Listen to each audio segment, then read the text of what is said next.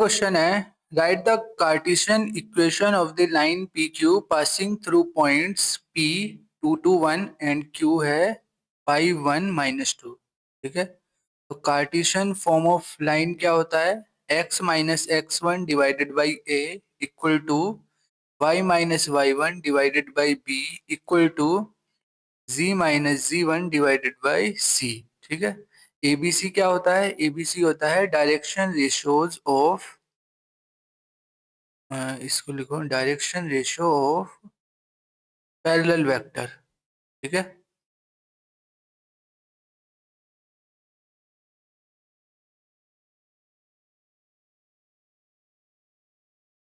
Parallel vector. ठीक है, तो हम क्या करते हैं, पहले पी क्यू वेक्टर निकाल लेते हैं। ठीक है, ये होगा 5 - 2 आई कैप प्लस 1 - 2 जे कैप प्लस -2 - 1 के कैप। ये हो जाएगा 3 आई कैप माइनस जे कैप -3 के कैप। ए का वैल्यू हो गया 3, बी का वैल्यू हो गया -1 और सी का वैल्यू हो गया -3। और पॉइंट हम इनमें से कोई सा भी यूज कर सकते हैं, हम पी पॉइंट यूज करते हैं। तो इक्वेशन हो जाएगा x - 2 divided by 3 equal to y - 2 divided by -1 equal to z - 1 divided by -3। ठीक है, ये हो गई हमारी लाइन की इक्वेशन इन कार्टेशियन फॉर्म। ठीक है, आगे दिया है हमें find the y coordinates of the point on the line P Q whose z coordinate is -2। ठीक है, तो हम इसी का यूज करेंगे।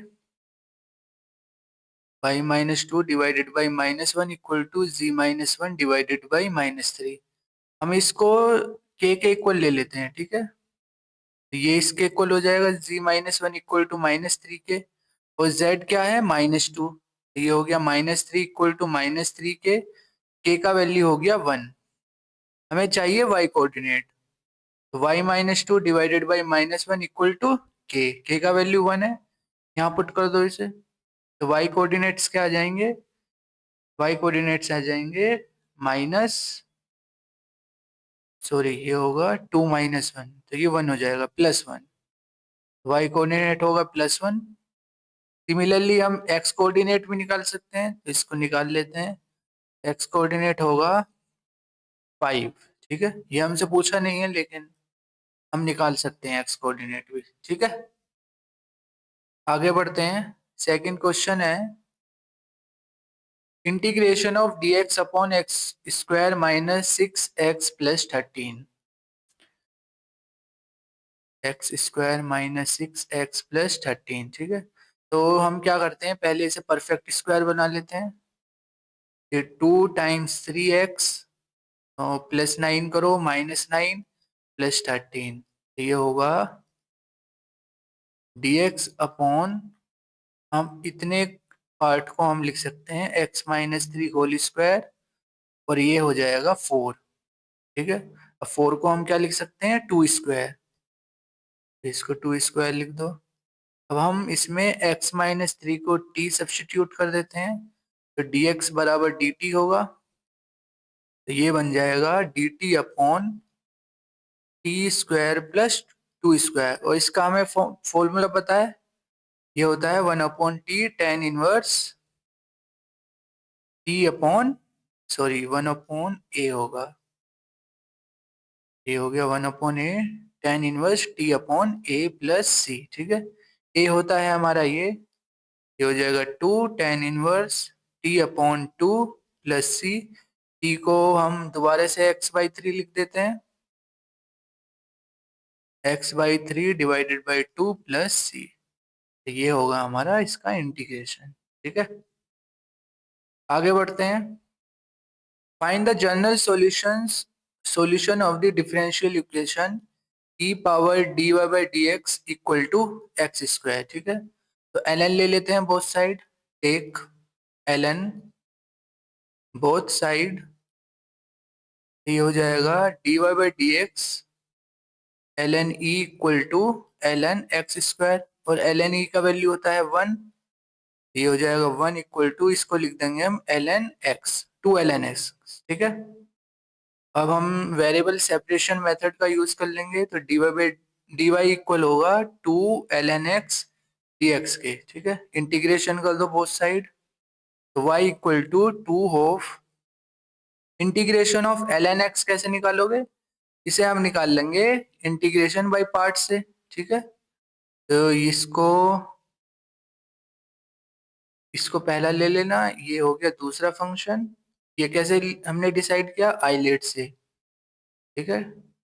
तो एल पहले आएगा, फिर एल्जेब्रिक फंक्शन, ये हो जाएगा twice of ln x integration of first function minus derivative of first function integration of second and then इस पूरे का इंटीग्रेशन, ठीक है। ये हो जाएगा y equal to twice of x ln x minus ये हो जाएगा 1/x और इधर हो जाएगा x, ठीक है। इससे ये कैंसिल, तो ये आ जाएगा y equal to twice of x ln x minus x plus c। ये हमारा इसका जनरल सॉल्यूशंस हो जाएंगे, ठीक है। आगे बढ़ते हैं, इसमें हमें फाइंड करना है, find the particular solution of the differential equation x dy by dx minus y equal to x square times e power x, ठीक है।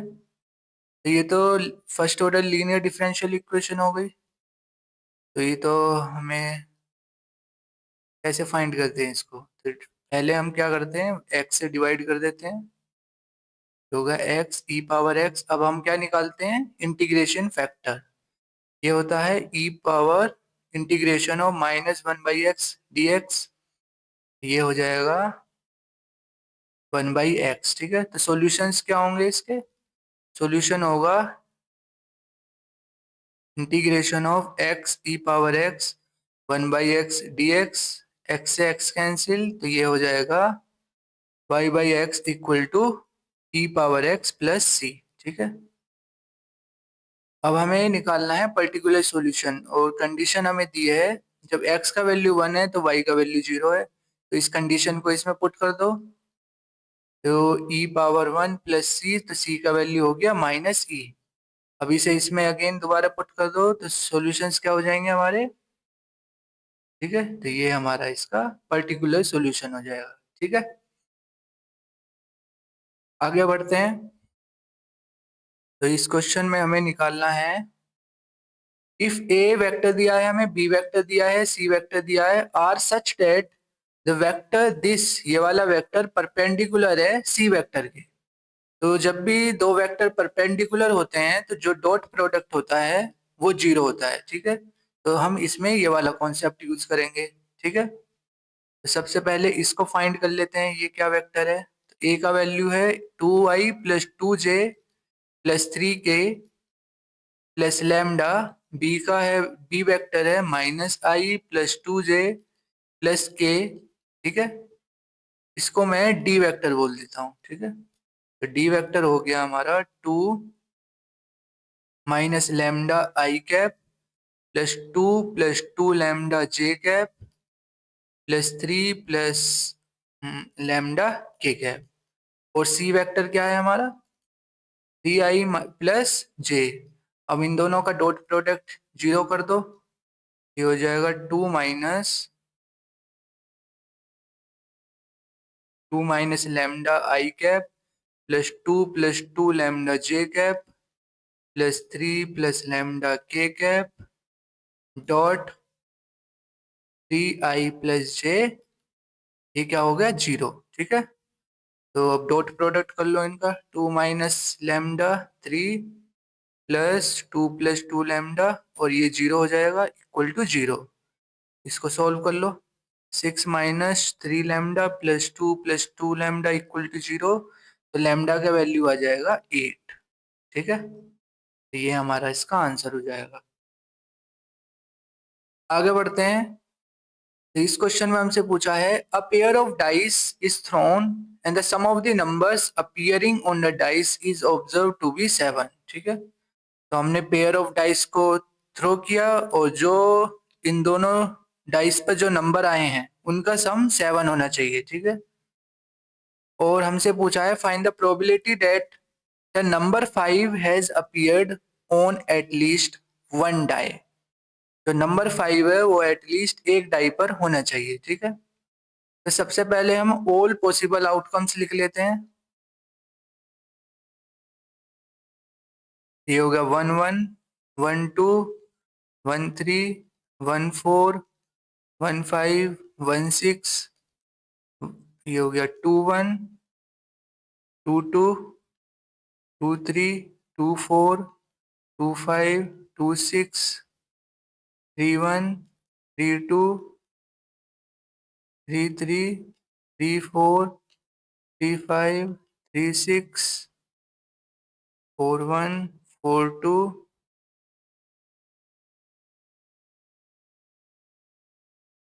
4 3, 4 4, 4 5, 4 6, 5 1, 5 2, 5 3, 5 4, 5 5, 5 6। और ये हो गया 6 1, 6 2, 6 3, 6 4, 6 5 एंड देन 6 6। तो ये हो गई ऑल पॉसिबल आउटकम्स, ठीक है। तो हमें क्या गिवन है, हमें गिवन है जो नंबर्स हैं डाइस पर वो 7 है। तो 7 ढूंढो किन किन पर आ रहा है। ये तो नहीं बनेगा, ये भी नहीं बनेगा, ये भी नहीं बनेगा, ये भी नहीं बनेगा, ये भी नहीं बनेगा, तो ये वाला बन जाएगा, ठीक है। और इसमें ये बनेगा, ये बनेगा, ये बनेगा, ये बनेगा, ये बनेगा, ठीक है। तो ऐसे कितने केस हो गए, ऐसे 6 केस हो गए। 6 केस नीचे आ जाएगा। और हमसे पूछा है कि प्रोबेबिलिटी पूछी है हमसे कि नंबर 5 आना चाहिए एटलीस्ट वन डाई पर। तो नंबर 5 देखो किन किन पर आ रहा है। एक तो ये है और एक इसमें ये है। तो ये हो गया 2। तो प्रोबेबिलिटी क्या हो जाएगी, 1/3, ठीक है। इसको खुद लिख लेना, ये मैंने बता दिया कैसे सॉल्व होगा, ठीक है। आगे बढ़ते हैं। इस क्वेश्चन में हमसे पूछा है the probability of A hit the target is 1/3। The probability of A दिया है 1/3 and the probability that B hits the target is 2/5। तो हमें बताना है if both try to hit the target independently find the probability that the target is hit. तो हमें पता है जब भी इवेंट्स हमारे इंडिपेंडेंट होते हैं तो हम इन्हें, जो प्रोबेबिलिटी है हमारी, उसे हम प्रोडक्ट ऐसे लिख सकते हैं प्रोडक्ट में, ठीक है। तो पी ए कितना है 1/3 और पी बी कितना है 2/5। तो ये क्या हो गया 2/15, ठीक है। आगे बढ़ते हैं। इस क्वेश्चन में पूछा है हमसे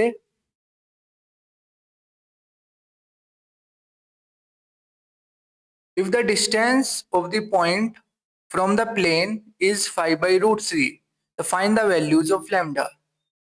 तो इसमें डिस्टेंस फॉर्मूला लगा दो, इसमें तो सीधा सीधा ये पॉइंट्स इसमें पुट कर दो। ये होगा 1 - 1 + 1 + लैम्डा डिवाइडेड बाई √1 + 1 + 1 इसका मोड, और ये दिया है हमें 5/√3, ठीक है। फॉर्मूला लगा रहे हैं इसमें हम, तो वो याद होना चाहिए। तो 1 + lambda divided by √3 equal to ±5/√3 हो जाएगा। √3 से √3 कैंसिल, एक बार प्लस ले लेना है एक बार माइनस। तो लैम्डा का वैल्यू, लैम्डा 1 का वैल्यू आएगा जब हम प्लस लेंगे 4, और लैम्डा 2 का वैल्यू आएगा जब हम इसे माइनस लेंगे, तो ये हो जाएगा -6। तो ये हो गई हमारी लैम्डा की दो वैल्यूज, ठीक है। आगे बढ़ते हैं। इस क्वेश्चन में हमसे पूछा है show that the lines are coplanar. तो कोप्लेनर की क्या कंडीशन होती है, B1 कोप्लेनर की कंडीशन होती है B1 cross B2 dot A2 minus A1 ये 0 होना चाहिए, ठीक है। तो ये होती है कोप्लेनर की कंडीशन, इसको याद रखना, कोप्लेनर कंडीशन, ठीक है। तो ये याद होनी चाहिए कंडीशन। अब हम क्वेश्चन सोल्व करते हैं। तो A1 B1 कैसे निकलेंगे, वो यहाँ से निकाल लेंगे हम इसको, ठीक है। पहले इसको सही कर लो। ये होगा x minus one divided by minus two equal to Y minus three divided by four equal to z upon minus one. तो ये होगी लाइन हमारी l और m लाइन है x minus four divided by three equal to Y minus one divided by minus two equal to z minus one divided by one. ठीक है, तो इसे हम यदि वेक्टर फॉर्म में लिखें तो क्या होगा, i plus three J plus lambda minus two I plus four J minus के। ठीक है, कार्टेशियन से वेक्टर फॉर्म में लिखना आना चाहिए और वेक्टर से कार्टेशियन फॉर्म में लिखना आना चाहिए, ये दो बातें हमें मालूम होनी चाहिए। ठीक है, इसको भी हम वेक्टर फॉर्म में लिख लेते हैं, प्लस के टाइम प्लस म्यू थ्री आई माइनस टू जे प्लस वन प्लस के। ठीक है, तो ये तो हो गया हमारा A1, ये हो गया B1, ये हो गया A2 और ये हो गया B2। ठीक है, अब हम B1 क्रॉस B2 निकालेंगे। B1 क्रॉस B2 कैसे आएगा, डिटर्मिनेंट का यूज करके। ठीक है, ये हो गया minus two four minus one और B2 है ये हो गया थ्री माइनस टू वन। तो इसको जब सॉल्व करोगे तो ये आएगा थ्री आई माइनस टू जे प्लस के। ठीक है, तो B1 क्रॉस B2 तो ये आ गया हमारा, और हमें निकालना है A2 माइनस A1। तो A2 ये है और A1 ये है, तो A2 माइनस A1 आ जाएगा थ्री आई माइनस टू जे माइनस सॉरी प्लस के। ठीक है, ये हो गया A2 माइनस A1। अब हमें इनका डॉट प्रोडक्ट करना है, तो डॉट प्रोडक्ट कर दो इनका। तो डॉट में पहले तो i को i से मल्टीप्लाई करो, फिर इसको मल्टीप्लाई कर दो। हम्म, ये गलत लिख दिया मैंने, ये थ्री आई माइनस टू जे प्लस के A2 माइनस A1 होगा। B1 क्रॉस B2 कुछ ये दूसरा है। ठीक है, तो ये आएगा two I minus J minus eight K. ठीक है, तो ये आएगा, इसको सोल्व कर लेना तो यही आएगा। अब इनका डॉट प्रोडक्ट करते हैं, तो ये हो जाएगा six plus two minus eight, तो ये कितना हो जाएगा जीरो। ठीक है, तो it means these lines are coplanar. तो इसमें हमें क्या याद रखना है, इसमें हमें याद रखना है ये कंडीशन बस। ठीक है, और दूसरी बात याद रखनी है कि कार्टेशियन फॉर्म से वेक्टर फॉर्म में कैसे कन्वर्ट करते हैं लाइन को। ठीक है, तो ये दो बात याद याद होनी चाहिए। ठीक है, आगे बढ़ते हैं। इस क्वेश्चन में हमसे पूछा है, a bag contains three red and four white balls. Three red balls हैं और फोर वाइट हैं। ठीक है, three balls are drawn at random, हमने तीन बॉल निकाल ली इसमें से one by one without replacement. ठीक है, from the bag. If the first ball drawn is red in colour, जो हमने पहली बॉल निकाली वो रेड इन कलर है। ठीक है, तो हमें बताना है find the probability that the remaining two balls drawn are also red in colour. Probability of two balls red in colour क्या होगा। देखो, पहली बॉल तो हमने निकाल चुके हैं और वो है red in colour. It means अब कितनी इसमें बॉल बची, अब बची इसमें दो रेड बची और चार वाइट हो गई। ठीक है, अब हमने इसमें से एक और बॉल निकाली और हमसे पूछा है कि वो भी रेड इन कलर है, तो उसको निकालने की प्रोबेबिलिटी क्या होगी, टू बाई सिक्स। ठीक है, ये हो गया वन बाई थ्री। ठीक है, इसको मैं ऐसे लिखता हूँ, इसको हटा दो अभी,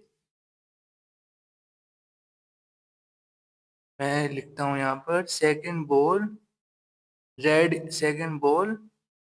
रेड इन कलर। तो इस रेड इन कलर, तो इसकी प्रोबेबिलिटी क्या होगी, two by six that is one by three. अब हमने जब दूसरी बॉल निकाली तो अब कितनी बॉल बची इसमें, एक रेड बची और एक सॉरी चार वाइट हो गई। ठीक है, तो probability of third ball red in colour, ये क्या होगा? अब हमने तीसरी बार बॉल निकाला इसमें, और हमें दिया है कि वो भी रेड कलर की है, तो इसकी क्या प्रोबेबिलिटी होगी? ये होगी 1/5। ठीक है, तो ये सेकंड बॉल की है, ये थर्ड बॉल की है। हमसे पूछा है अब इन दोनों की कंबाइंड प्रोबेबिलिटी क्या होगी? तो जो कंबाइंड प्रोबेबिलिटी है इनकी वो होगी 1/3 टाइम्स 1/5 इक्वल टू 1/15। ठीक है, हमने प्रोबेबिलिटी को मल्टीप्लाई क्यों करा? क्योंकि ये एक अलग इवेंट है और ये एक अलग इवेंट है, दोनों इवेंट्स इंडिपेंडेंट हैं। ठीक है, वो एक दूसरे पर डिपेंड नहीं कर रहे हैं, क्योंकि जो हम बॉल निकाल रहे हैं वो विदाउट रिप्लेसमेंट है। हमने एक बार निकाल लिया, अब उसे हम दोबारा उस बैग में नहीं रख रहे हैं। ठीक है, तो दोनों इवेंट्स हमारे लिए अलग अलग हैं, इंडिपेंडेंट हैं, तो इसलिए हमने इन दोनों प्रोबेबिलिटीज को मल्टीप्लाई कर दिया। ठीक है, आगे बढ़ते हैं। इस क्वेश्चन में हमसे पूछा है the foot of a perpendicular drawn from the point on a plane is, एक प्लेन है और हमने एक पॉइंट से -2 -1 -3 से एक फुट ऑफ परपेंडिकुलर इस पे ड्रॉप किया है, और जो इसके कोऑर्डिनेट्स हैं वो हैं 1 -3 3। तो हमें बताना है इक्वेशन ऑफ द प्लेन। तो इक्वेशन ऑफ प्लेन क्या होती है? r dot n equal to a dot n। ठीक है, r क्या होता है? r होता है पोजीशन वेक्टर। ठीक है, n क्या होता है? n होता है नॉर्मल वेक्टर, जो इस प्लेन के नॉर्मल है वो वाला वेक्टर। ठीक है, और ए क्या होता है? ए होता है पॉइंट ऑन प्लेन, प्लेन पे जो पॉइंट है वो वाला वेक्टर। ठीक है, तो अब हम पहले निकालते हैं नॉर्मल वेक्टर। तो नॉर्मल वेक्टर कौन सा होगा? ये वाला वेक्टर होगा। ठीक है, तो ये वेक्टर कैसे निकालोगे? निकाल लो इसको, तो ये होगा 3i -2j प्लस 6k। तो नॉर्मल वेक्टर हो गया 3i -2j प्लस 6k। ठीक है, और पॉइंट कौन सा है प्लेन पर? ये वाला। तो ये कौन, इसको वेक्टर की फॉर्म में लिखेंगे तो ये होगा i -3k plus 3 plus 3k। ठीक है, अब ये यहाँ रख दो, r dot 3i plus k equal to i -3j plus 3k dot n है हमारा ये हो गया 3i -2j प्लस 6k। इसको डॉट प्रोडक्ट कर लो इसका, तो ये होगा 3 + 6 + 18, तो ये हो गया 20। कितना हो गया? 27। ठीक है, तो जो हमारी इक्वेशन ऑफ प्लेन होगी वो होगी r dot 3i -2j plus 6k equal to 27। तो ये हो गई equation of plane in vector form. तो ये वेक्टर फॉर्म में है। ठीक है, हम इसे कार्टेशियन फॉर्म में भी कन्वर्ट कर सकते हैं। कैसे? ये जो नॉर्मल वेक्टर है ना, इसको ऐसे लिख लो 3x -2y plus 6z equal to ये जो ये दिया है 27, इसको यहाँ लिख लो, ये हो जाएगी कार्टेशियन फॉर्म। ठीक है, और डायरेक्ट निकालना चाहते हैं हम, यदि हम कार्टेशियन फॉर्म, तो उसका जो फॉर्मूला होता है वो है,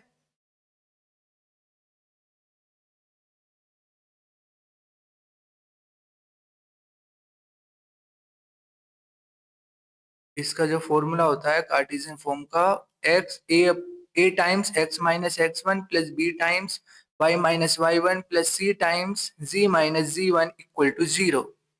एबीसी होते हैं हमारे direction ratios of normal vector. ठीक है, और x1 y1 z1 होता है पॉइंट्स ऑन प्लेन, इसके कोऑर्डिनेट्स। तो ए का वैल्यू क्या है? 3, x माइनस x1 है 1 प्लस बी हो गया -2, y माइनस y1 है कितना? -3 प्लस सी क्या है 6, z माइनस और z1 क्या है 3। तो ये हो जाएगा 3x - 3 -2y+3 + 6z-3 = 0, 3x - 3 - 2y - 6 + 6z - 18 = 0। तो ये आ जाएगा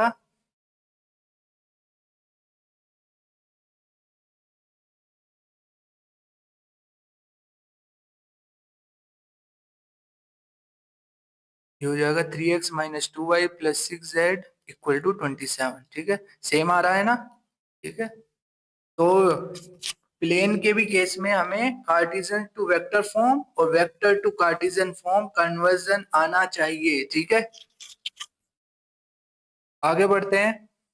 इस क्वेश्चन में हमसे पूछा है इफ a क्रॉस b का जो मोड है इसका square plus a dot b mod square equal to 400, b vector का मोड दिया है 5, तो find the mod of a vector. ठीक है, तो a डॉट b क्या होता है, a डॉट b होता है mod a mode b cos theta. ठीक है, इसका मोड ले लो और इसका स्क्वायर कर दो तो ये स्क्वायर हो जाएगा सब। और mod of a cross b क्या होता है, mod a mod B sine theta, इसका स्क्वायर कर दो तो ये ऐसे हो जाएगा। अब इन दोनों को ऐड कर दो तो mod A dot B square plus mod A cross B square equal to mod A square mod B square cos square theta plus mod A square plus times mod B square sine square theta. ठीक है, mod A square mod B square common निकाल लो इसमें से, तो bracket में बचेगा cos square theta plus sine square theta और ये क्या हो जाएगा 1। तो क्या बचेगा mode A square mod B square. ठीक है, और इसको अब इससे कंपेयर कर लो तो मोड ए स्क्वायर और मोड बी स्क्वायर का वैल्यू क्या होगा, इसका वैल्यू होगा 400। ठीक है, यहां से कंपेयर कर लिया हमने इसको, तो ये हो जाएगा mod A mod B mod B equal to square root ले लो 400 का, ये हो जाएगा 20। मोड बी का वैल्यू दिया है हमें 5, तो मोड ए का वैल्यू क्या आ जाएगा 4।